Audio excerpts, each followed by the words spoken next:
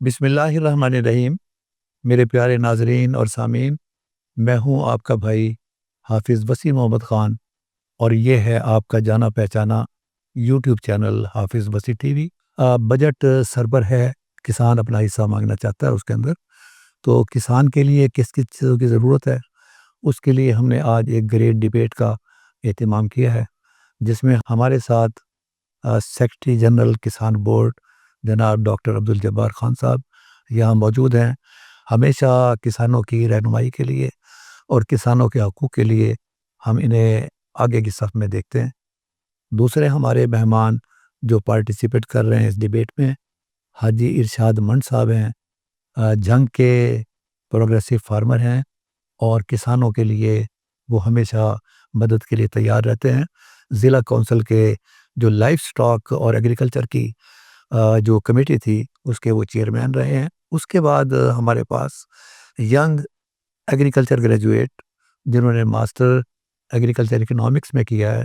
جناب ساجد چدر صاحب موجود ہیں، خود بھی فارمر ہیں اور فارمرز کی کسی نہ کسی طریقے سے وہ مدد کے لیے ہمیشہ تیار رہتے ہیں۔ تو آج ہم نے ڈسکس کرنا ہے کسانوں کے مسائل کا اور وے فارورڈ کہ یہاں سے ان مسائل سے نکلنے کا طریقہ کیا ہے۔ ناظرین، آج کل ایک لطیفہ بہت وائرل ہوا ہے، مشہور ہوا ہے، اور وہ یہ ہے کہ دو بوڑھے آدمی ایک فٹ پاتھ پر بیٹھے ٹکا کر ہنس رہے ہیں، کہہ لگا رہے ہیں۔ ایک آدمی وہاں سے گزرتا ہے اور وہ کہتا ہے کہ بزرگوں آپ لوگوں کو ہوا کیا؟ تو بزرگوں میں سے ایک بزرگ بتاتا ہے کہ ہم نے پاکستان کے تمام مسائل کا حل نکال لیا۔ تو وہ آدمی پوچھتا ہے کہ جی وہ مجھے بھی بتائیں۔ اس نے کہا ہم نے مسئلے کا حل یہ نکالا ہے کہ تمام پاکستانیوں کو جیل میں بند کر دیا جائے اور ان کے ساتھ ایک گدھا باندھ دیا جائے۔ اب اس آدمی نے پوچھا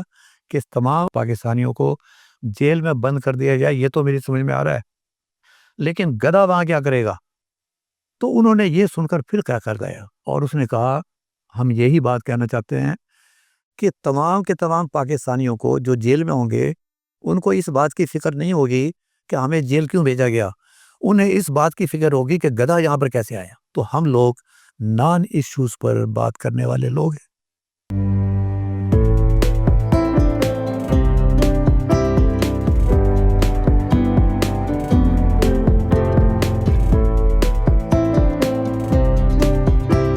ایگریکلچر گریجویٹس کے بارے میں، یس میں بھی اس میں سے ایک آدمی شامل ہوں۔ آپ کو یہ میں بتانا چاہتا ہوں کہ یہ 2200 ٹوٹل ایگریکلچر گریجویٹس تھے اور بڑی سوچ سمجھ کر سکیم بنائی گئی تھی۔ سر ہوا یہ ہے کہ سی ایم صاحب نے جب اس کو اناگوریٹ کیا تو وہاں پر تمام ڈپارٹمنٹ موجود تھے۔ اصلاح آبپاشی والا بھی تھا، محکمہ انہار والا بھی تھا، بینک والے بھی موجود تھے، اور وہاں پر ایگریکلچر انجینئرنگ والے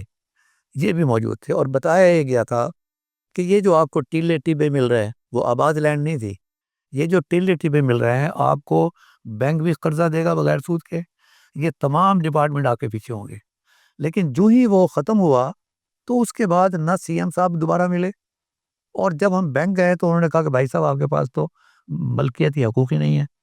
اور اس کے نتیجے کے اندر ہوا یہ کہ ایک توسا کے اندر ایک پی ایچ ڈی گریجویٹ جو باہر سے پڑھ کر آیا تھا اور وہ سمجھتا تھا کہ قانون ہے، اس نے وہاں اپنی زمین پر قبضہ کرنے کی کوشش کی، نتیجتاً آج وہ دنیا میں نہیں ہے۔ آج ہم ایک گریٹ ڈیبیٹ کر رہے ہیں اور ایشو پر بات کر رہے ہیں، اور اس کا نام ہے کسان مقدمہ، جس کے لیے ہمارے سامنے آج 3 اصحاب نے شرکت کی ہے، اور میں شکر گزار ان کا کہ وہ تشریف لائے ہیں اور ہم آج اس ڈیبیٹ کا آغاز کرتے ہیں۔ جی بسم اللہ الرحمن الرحیم۔ کسان کا مقدمہ دراصل پاکستان کا مقدمہ ہے اور پاکستانی عوام کا مقدمہ ہے، اور مقدمہ یہ ہے دنیا کے اندر انسانی بنیادی حقوق کا ہمیشہ تحفظ کیا جاتا ہے، اس کے لیے قوانین بنے ہوئے ہیں، لیکن افسوس ہے کہ پاکستان کے اندر کسان کمیونٹی کے حقوق کا تحفظ نہیں کیا جا رہا، بلکہ اس کے حقوق کو پامال کیا جا رہا ہے، اور مسلسل گزشتہ 2 سال سے پامال کیا جا رہا ہے۔ ہم نے اس کے لیے چوکوں اور چوراہوں میں 15 اپریل کو ہر ڈسٹرکٹ ہیڈ کوارٹر پر احتجاج کیے۔ ہم نے اس کے بعد جو ہے ہر ڈویژنل ہیڈ کوارٹر پر احتجاج کیے۔ لاہور میں ایک بڑا سیمینار کیا جہاں تمام کسان تنظیمیں، سیاسی اور مذہبی تنظیمیں اس میں شریک ہوئیں، اور اس کی سرپرستی جماعت اسلامی پاکستان کے مرکزی امیر جناب حافظ نعیم الرحمان صاحب نے کی۔ آپ یہ دیکھیں کہ گزشتہ سال 2024 میں جب گندم آئی تو گورنمنٹ نے اعلان کیا کہ اس کی جو ہے وہ پرائس 39 روپے ہوگی۔ یقینی بات ہے کہ گورنمنٹ نے کیلکولیشن کی اور اس کے بعد اس کی ریٹ اناؤنس کر دیا گیا، اس کا پورا شیڈول اناؤنس کر دیا گیا، گندم پرچیز کرنے کا، باردانہ دینے کا، پیمنٹ کا، تمام چیزیں اناؤنس ہوئی آفیشیلی باقاعدہ۔ لیکن افسوس کا مقام ہے کہ گورنمنٹ لیول پر، نیشنل لیول پر جو سیاسی قیادت تھی اس نے عوام سے جھوٹ بول کر دھوکہ کیا اور اپنے اس کیے ہوئے شیڈول کو اس سے جو ہے وڈرا ہوگی، اور ایک دانہ بھی حکومت پنجاب نے، وفاق نے کسانوں سے نہیں خریدا۔ نتیجتاً یہ ہوا کہ گندم جو ہے وہ رلتی رہی 2500، 2600، 2800 روپے 2024 میں گندم مارکیٹ میں سیل ہوئی۔ گورنمنٹ نے اگلا جو سال تھا بجائی کا، تو وزیر اعلیٰ پنجاب نے بڑا بلند و باغ دعویٰ کیا کہ جی میں اس کی ذمہ دار ہوں کہ کسان کو نقصان نہیں ہونے دیں گی اور کسان کو میں اس کا جو ہے وہ منافع دوں گی۔ کسان پھر دھوکے میں آ گئے، انہوں نے گندم کاشت کی اور آپ نے یہ دیکھا کہ 2025 میں جب گندم آئی اپریل میں تو گندم کا بیج 2000 سے 2100 روپے تک تھا، 1900، 2000، 2100 تک گندم مارکیٹ میں فروخت ہوئی۔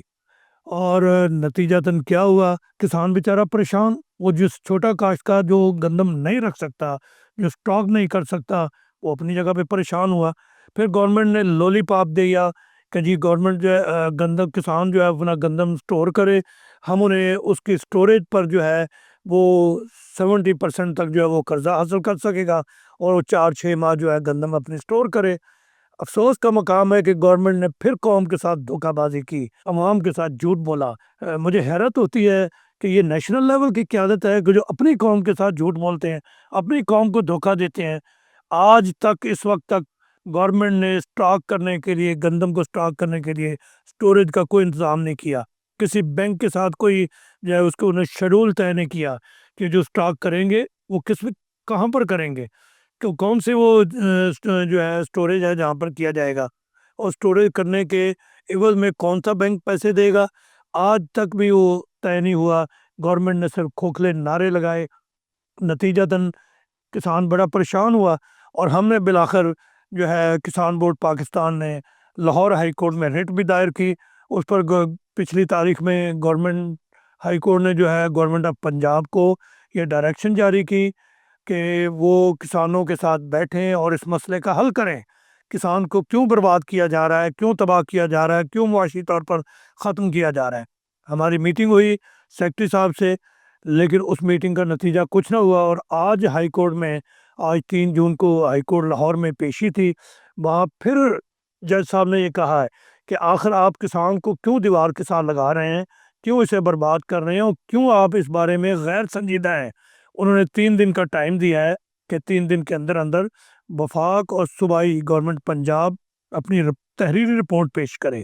امید ہے کہ ہم ہائی کورٹ سے توقع رکھتے ہیں، لیکن ہم یہ بھی سمجھتے ہیں کہ گورنمنٹ جو ہے وہ بددیانتی پر اتری ہوئی ہے۔ گورنمنٹ نے پہلے بھی ہمیں کچھ نہیں دیا اور اب بھی وہ نہ دینے کے موڈ میں ہے۔ ہم گورنمنٹ سے یہ مطالبہ کرتے ہیں کہ یہ آپ کا قانون ہے کہ ایک مزدور کو جو ہے وہ 37,000 روپے ماہانہ جو ہے کم از کم اس کی اجرت معاوضہ دیا جائے، تو کیا کسان کو اس کا کوئی حق نہیں ہے کہ وہ 37,000 روپے ایک مزدور کی اجرت بھی حاصل کر سکے؟ اس کی جو کاشت پر جو خرچہ آتا ہے، کوئی گورنمنٹ کا ادارہ ہمارے ساتھ بیٹھ جائے، ہم اسے، اور بیٹھے ہیں پرائس مینجمنٹ جو ہے سیکٹری پرائس کنٹرول اور مینجمنٹ، ہم نے انہیں دیا ہے کہ کم از کم 3,000 سے 3200-3300 روپیہ فی ایکڑ جو ہے وہ فی من کے حساب سے خرچہ آ رہا ہے۔ تو آپ یہ بتائیں کہ اگر یہ خرچہ ہے تو 6 ماہ کی اس کسان کی محنت وہ کہاں گئی، جبکہ مارکیٹ میں گندم 2200-2300 روپے، 2200 روپے سے اوپر نہیں جا رہی۔ ڈاکٹر صاحب میں آپ کا شکر گزار ہوں، آپ نے جس اچھے انداز کے اندر بات کو رکھا کہ پہلے گندم کا ریٹ مقرر کیا گیا، اعلان کیا گیا، جو کبھی کسان کو نہیں ملا۔ اس کے بعد پھر یہ کہا گیا کہ آپ بالکل فکر نہیں کریں، ہمیں کسانوں کا بہت زیادہ درد ہے، ہم یہاں پر سٹاک کریں گے، سٹاک کی فیسلٹی دیں گے، اور 70% پیسے بھی دیں گے، جی دیں گے، اور اس کے نتیجے کے اندر پتہ چلا کہ نہ وہ سٹاک رکھنے کی جگہ بنی اور نہ ہی کسان کو 70% تو کیا وہ 7% بھی نہیں ملے، اور یہ اب مقدمہ آپ لے کر وہاں پر گئے ہیں۔ تو میں چلنے سے پہلے اپنے دوسرے مہمان سے بات کرنے سے پہلے میں آپ سے ایک سوال کا جواب چاہتا ہوں کہ وے فارورڈ کیا ہے؟ اب آپ کیا چاہتے ہیں کہ جس سے کسانوں کی کون سی یقین دہانی چاہتے ہیں گورنمنٹ سے، جس سے آپ یہ سمجھتے ہیں کہ کسانوں کے مسائل حل ہو جائیں گے، اور ریزن کیا ہے؟ آپ کی بات میں بڑی وزن ہے۔ جب میری فصل ابھی اختتام کو نہیں پہنچی ہوتی تو کسان دوسری فصل کی تیاری کر رہا ہوتا ہے، اس کا مطلب یہ ہے اسے بیج کے لیے بھی پیسے چاہیے، اس کو کھاد کے لیے بھی پیسے چاہیے، تو یہ ایک انٹرلنکڈ چیز ہے۔ تو لہذا اگر پیسے کسان کو پہلی فصل کے نہیں ملیں گے تو اس کا اثر بہت دور تک جائے گا، اگلی فصل بھی برباد ہوگی۔ اب آپ ان ون لائن کیا اس کا سجیسٹ کرتے ہیں، اس کا سلوشن؟ جی میں آگے بالکل مختصر سے یہی بات کروں گا کہ دیکھیں اگر کسان تباہ ہوتا ہے، برباد ہوتا ہے، اس کے پاس پرچیزنگ پاور نہیں رہتی، تو ایک تو مسئلہ یہ ہے کہ وہ اگلی کاشت فصل نہیں کاشت کر سکتا۔ دوسرا مسئلہ، سب سے بڑا مسئلہ ہے کہ اگر آپ مارکیٹوں کا جائزہ لیں،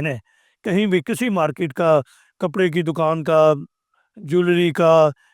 کراکری کا، کسی کا بھی، تو آج وہ دکاندار، وہ مارکیٹیں سنسان ہیں، جبکہ عید کی خریداری کا موسم ہے لیکن وہاں خریداری نہیں ہو رہی۔ اس کی وجہ یہ ہے کہ جب یہ 70% طبقہ اس کے پاس پرچیزنگ پاور ہی نہیں ہوگی تو وہ مارکیٹیں کیسے چلیں گی؟ نمبر 2، میں یہ سمجھتا ہوں کہ اس سارے کا جو پرابلم ہے وہ یہ ہے کہ جو ان پٹس ہیں، وہ زرعی کھاد ہیں، بیج ہیں، زرعی مشینری ہے، پیسٹیسائڈ ہے، ان کے ریٹس بہت زیادہ ہیں اور ان پر ٹیکسز ہیں۔ اب شنید ہے کہ جو وفاقی بجٹ کے اندر 18% جو ہے وہ فرٹیلائزر پر ٹیکس لگایا جا رہا ہے، 5% جو ہے غالباً پیسٹیسائڈ پر لگایا جا رہا ہے۔ جب اس مزید ٹیکس لگے گا کوئی بھی فصل کاشت نہیں کرے گا۔ جب فصل کاشت نہیں کرے گا تو اپنے ملک کی جو تمام تر انڈسٹری ایگرو بیسڈ ہے وہ ساری کی ساری تباہ ہو جائے گی، مزدور بے روزگار ہو جائے گا۔ مزدور بے روزگار ہوگا تو وہ بیچارہ سوائے اسے چوری ڈاکے کرنے کے اور کوئی کام نہیں ملے گا، کیونکہ وہ اور کام کر ہی نہیں سکتا۔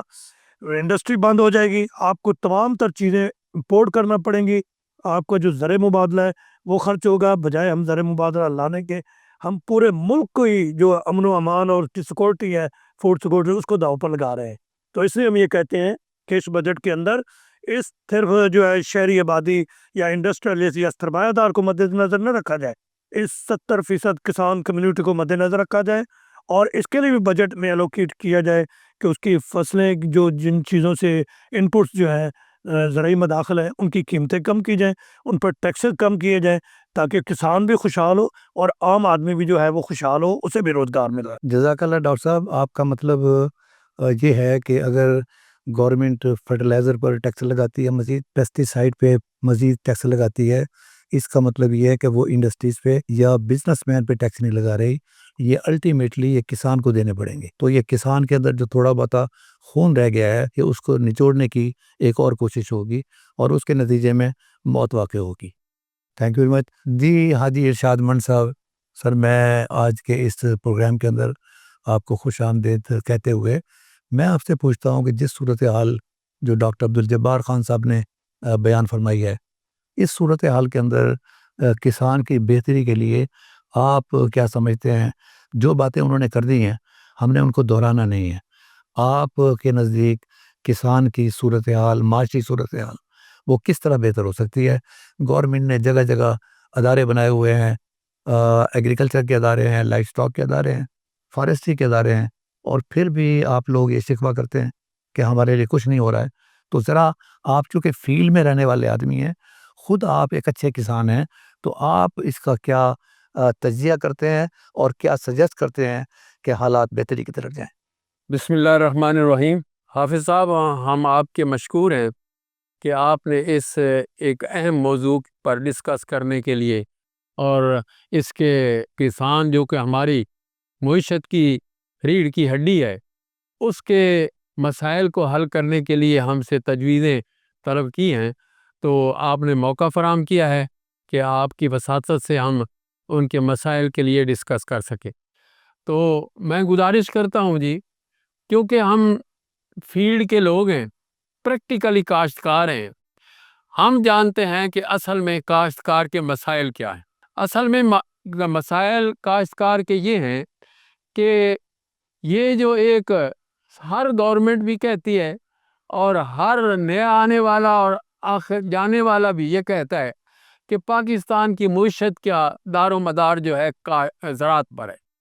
لیکن آج تک جو ہے زراعت کے لیے کچھ بھی نہیں کیا گیا۔ 78 سال ہو گئے ہیں، زراعت کی پالیسی نہیں بنائی گئی جو بنیادی چیز ہے۔ اور اگر اللہ پاک نے اس ملک کو زراعت کے حساب سے اتنے وسائل اور اتنی نعمتیں دی ہیں کہ اگر ہم پلاننگ سے اس کا امپلیمنٹیشن کریں تو ہمارے ملک میں کوئی اجناس اس مقدار میں ہوتی ہیں کہ ہم پورے بر اعظم ایشیا کو جو ہے یہ جو ہے اجناس بھی دے سکتے ہیں اور فروٹ بھی دے سکتے ہیں۔ تو اس کے لیے میں گزارش یہ کرتا ہوں کہ ہمارے محکمہ زراعت کے متعلقہ تقریباً سینکڑوں درجنوں تقریباً محکمے بنائے گئے ہیں اور اربوں روپے تنخواہ لے رہے ہیں وہ لوگ، کہ ریسرچ سینٹر ہیں، زراعت کا محکمہ ہے، زرعی انجینئرنگ ہے اور لیبارٹریاں بنائی گئی ہیں، اور اس کے علاوہ اور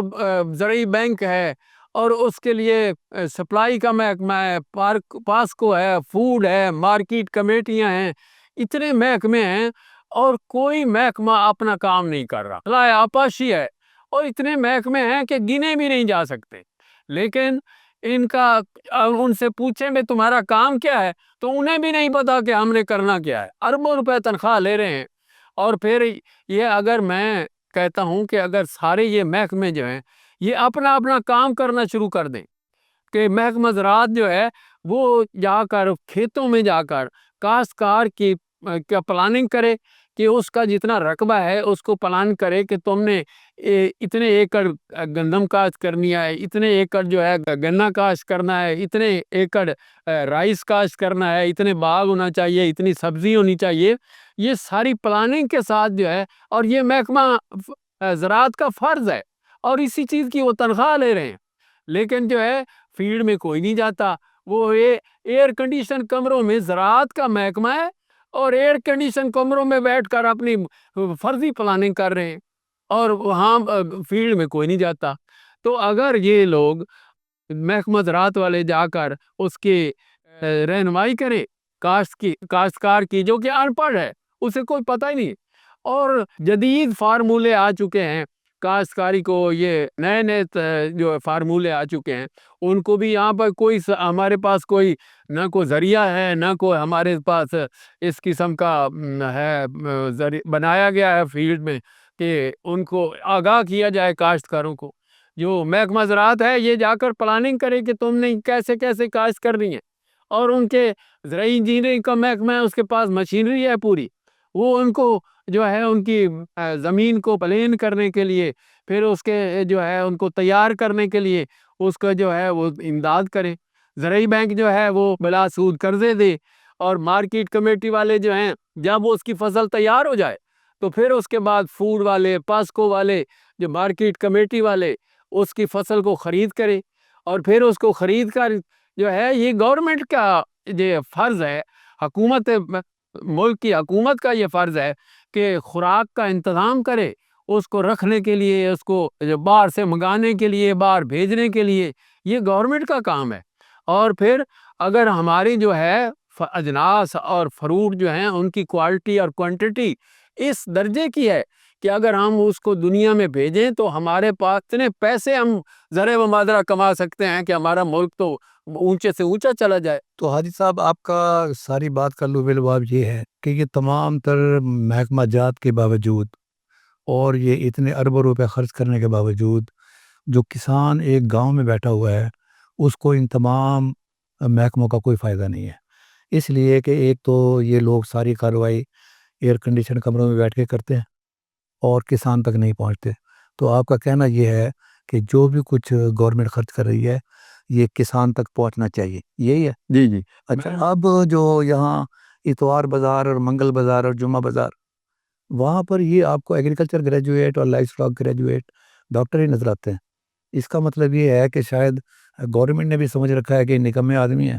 تو لہذا دفتر پہ بیٹھنے کے بجائے ان کو اس کام پہ لگا دیا جائے، تو آپ یہ چاہتے ہیں کہ دوسری ڈیوٹی دینے کے بجائے ان کو اصلی ڈیوٹی دی جائے؟ یہی بات ہے جی کہ گورنمنٹ کو ان سے جو جس کام کے لیے وہ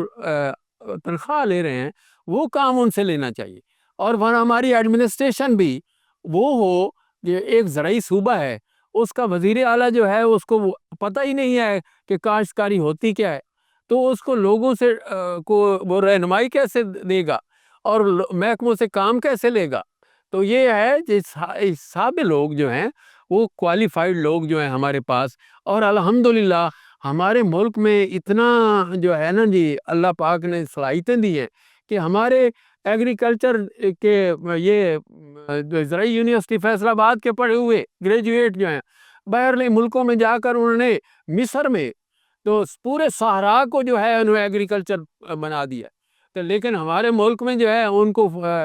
نہ ان کو امداد دی جاتی ہے، نہ ان کے ساتھ تعاون کیا جاتا ہے، نہ ان سے کام لیا جاتا ہے، اور ان کو ڈی گریڈ کیا جاتا ہے، اور بلکہ جو ہے ان کو مایوس کیا جاتا ہے، وہ ملک چھوڑ کر باہر چلے گئے۔ جزاک اللہ اجیت صاحب، آپ کی بات کا لب لباب یہ ہے کہ جس کو جو ڈیوٹی دی جا رہی ہو پلاننگ کے تحت اس آدمی سے وہی کام لیا جائے۔ تھینک یو ویری مچ جناب۔ ہم ذرا آگے چلتے ہیں۔ اب اس کے بعد جو آپ نے صحرا کا نام بتایا نا کہ پاکستان میں بھی صحرا کو گرین کرنے کی کوشش کی جا رہی ہے۔ جناب ساجد علی چدر صاحب، ابھی حاجی ارشاد منڈ صاحب اپنے خیالات کا اظہار فرما رہے تھے، اور انہوں نے بتایا کہ پاکستانی ایگریکلچرسٹ جب مصر میں گئے تو انہوں نے صحرا کو گرین کر دیا ہے۔ ابھی ایک چیز یہاں پر شروع ہوئی ہے، اس کا نام ہے گرین انیشیٹو پاکستان، یا دوسرا نام ہے کارپوریٹ فارمنگ۔ یہ چولستان اور یہ تمام ایریاز تھل کے وہ ہزاروں ایکڑز کے حساب سے دنیا آ رہی ہے، اس میں انویسٹ کر رہی ہے اور اس کو گرین بنا رہے ہیں۔ اچھا، اب ایک تصور یہاں پر، ایک خوف یہاں پر یہ آ رہا ہے کہ جب یہ بڑے بڑے فنکار اور بڑے بڑے کارپوریٹ لوگوں کے 10,000 ایکڑ پر گندم اگی ہوگی تو مارکیٹ والے اور دنیا جو ہے وہ اس کا مال خریدے گی۔ غریب کسان کا جس کے پاس 2 ایکڑ ہے، 12 ایکڑ ہے، 4 ایکڑ ہے، یہ رل جائے گا۔ آپ کا اس کے بارے میں کیا خیال ہے؟ کیونکہ اب یہ بجٹ آنے والا ہے، اس میں آپ کیا سجیسٹ کرتے ہیں ان کے لیے؟ بسم اللہ الرحمن الرحیم۔ بہت شکریہ آپ صاحب، بےحد آپ کے مشکور بھی ہیں، اور آپ کا جو رول رہا ہے پاکستان کے کسانوں کے لیے اور پاکستان کی زمینوں کے لیے اور پاکستان کے جانوروں کے لیے، آپ نے پوری زندگی جو ایک عظیم جدوجہد کی، اور اس کا بالکل آپ کو ہم ڈھیر سارا اپریشیٹ بھی کرتے ہیں، اور واقعی وہ قابل صد احترام ہے آپ کی جدوجہد، اور ڈھیر ساری اس کے لیے ہماری اپریسیشنز ہیں۔ جہاں تک تعلق ہے چھوٹے فارمر کا، آپ کو معلوم ہے سر کہ آلریڈی ہمارا جو کسان ہے یا ہمارا چھوٹا کسان ہے وہ پس رہا ہے۔ وہ اس کی معاشی صورتحال دیکھیں، اس کی جو گورنمنٹ کی طرف سے سپورٹ ہے اس کو دیکھیں، وہ اس کے لیے تو کوئی پالیسی نہیں ہے۔ جو آلریڈی جو کلٹیویبل لینڈز ہیں اس کے لیے کوئی کام نہیں کیا گیا، اور جو بالکل بنجر زمینیں ہیں اس کو کارپوریٹ فارمنگ کی مد میں آپ لوگ کہہ رہے ہیں ہزاروں ایکڑ جی بڑی کمپنیز کو دے دیں گے، بڑی انویسٹمنٹ کر دیں گے۔ اگر ایک تو کمپیریزن آپ بھی سر گائیڈ کریں ہمیں کہ یہ کیا جائے کہ جو آلریڈی ایگزسٹنگ لینڈ ہے اس کی ایفیشنسی کو بہتر بنانے کے لیے کوئی کسان سمال ہولڈرز کو ہم لوگ سپورٹ کرتے، اس کی لینڈ یوز پلاننگ کرتے، اور بہترین گائیڈنس جس طرح ارشاد منڈ صاحب نے فرمایا کہ ہمارے ایگریکلچر ڈپارٹمنٹس اور انسٹیٹیوشنز جتنے ہیں وہ بیک اپ پہ کسان کے ساتھ کھڑے ہوتے تو وہ کتنا اچھا پروگریس ہوتی۔ اور دوسری طرف ہمارا یہ خیال ہے جو کارپوریٹ فارمنگ کی شکل میں ہم لوگ دینا چاہ رہے ہیں کہ اس کا جو بائر ہے وہ بلک میں لیتا ہے، کسان کی ایک گائے ہے اس کو مل رہا ہے فار ایگزامپل 60 روپے فی لیٹر، اور جو کارپوریٹ فارمر ہے وہ 45 ٹن، جس طرح آپ نے کئی ایگزامپلز بھی دیں۔ بڑے فارمرز ہیں جن کی ہزاروں 7,000 گائیں ہیں، ایک بڑا فارم ہے، اس سے وہی جو کمپنی ہے وہ 120 روپے ڈبل آف دا پرائس لے رہی ہے۔ تو یہ ڈسپیرٹی یہ ہمارے اندر یہ کب ختم ہوگی؟ کب ہمارا چھوٹا کسان جاگے گا؟ اور اس کو کرنا کیا چاہیے؟ یہ ایک سیلف کویسچن ہے کہ small holder is the largest producer. ابھی بھی ساری دیکھ لیں کہ چھوٹا چھوٹا اکٹھا ہو کے پھر بھی اس کا بہت زیادہ کنٹریبیوشن ہے نیشنل پروڈکشن کے اندر۔ تو اس کے اوپر سر ایک تو ہمیں آپ بھی یہ ہے کہ یہ کارپوریٹ فارمنگ جو ادھر ہو رہی ہے، اور ادھر ہم فارمر لیول پہ کارپوریشنز بنائیں اور ان کارپوریشن کے ذریعے ان ریسورسز کو کمبائن کریں, لینڈ کو کمبائن کریں, کوآپریٹو سوسائٹیز بنائی جائیں سر. کہ جو کارپوریشن کا ایک تو آپ نے فرمایا دودھ والا جی سر. بالکل صحیح ہے.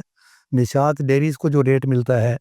وہ آپ کو نہیں ملتا, وہ مجھے نہیں ملتا ہے. اور اس کی وہ ریزن بتاتے ہیں کہ ہماری گاڑی جو لینڈنگ کاسٹ ہے ایک جگہ پر پہنچتی ہے اور اتنا سارا دودھ اکٹھا کر لیتی ہے, اور ہمارے آدمی دھکے کھاتے پھرتے ہیں کہیں سے 10 لیٹر, تو وہ جو کاسٹ ہے وہ ہم نے ادھر منتقل کر دی ہے. تو کارپوریٹ سیکٹر کے اوپر بھی ایسا ہی ہوگا. اب اس کا آلٹرنیٹ جو ہے,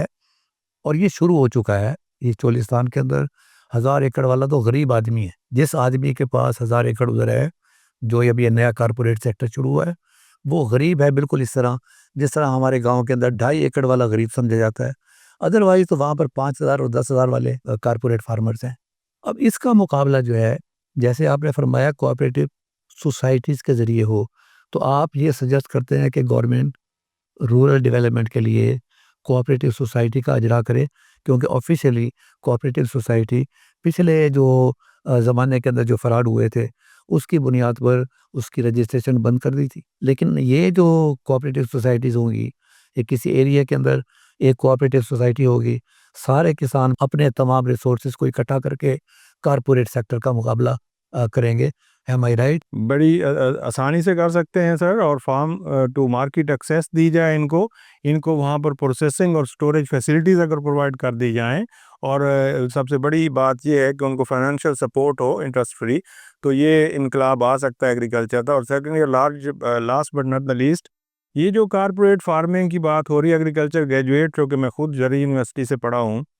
اس کے لیے میں یہ بات کرنا چاہوں گا کہ یہ موجودہ پرائم منسٹر صاحب نے, جب یہ چیف منسٹر تھے, انہوں نے ایگری سکیم کے تحت لوگوں کو لینڈ الاٹ کی. میرے خیال میں آپ بھی ون آف دوز وکٹمز ہوں گے کہ جن کو ابھی بھی دھکا کھانے پڑ رہے ہیں, اور 12 ایکڑ زمین تو ایگریکلچر گریجویٹ کو مل نہیں سکی, اس کے قبضہ تو آپ دلوا نہیں سکے, اس کے لیے جو بڑا پلان تھا اس کے پیچھے آپ نے کچھ بھی نہیں کیا, تو ایک ہزاروں ایکڑ زمین دے کے اس کے آگے ہم کیا کر سکتے ہیں؟ کہ سر جی یہ جو ہے اتنا بڑا ظلم جو ایگریکلچر گریجویٹ کے ساتھ, پھر یہ ہے کہ ایک بہت بڑا سوالیہ نشان ہے ہمارے یونیورسٹی جو ہمارے ایگریکلچر انسٹیٹیوشن ان کے اوپر, کہ ان سے پڑھا ہوا گریجویٹ ہے, اس کی تو ڈگری سفیشینٹ ہونی چاہیے in all types of agri business start کرنے کے لیے. ایک ڈگری ہے, وہ چاہے ٹریڈ کرے, چاہے وہ کوئی لیبارٹری بنائے, چاہے وہ ایکسپورٹ کرے, چاہے کوئی چیز امپورٹ کرے, اس کے لیے اس کی ڈگری سفیشینٹ ہے. یوز لیس ہماری جو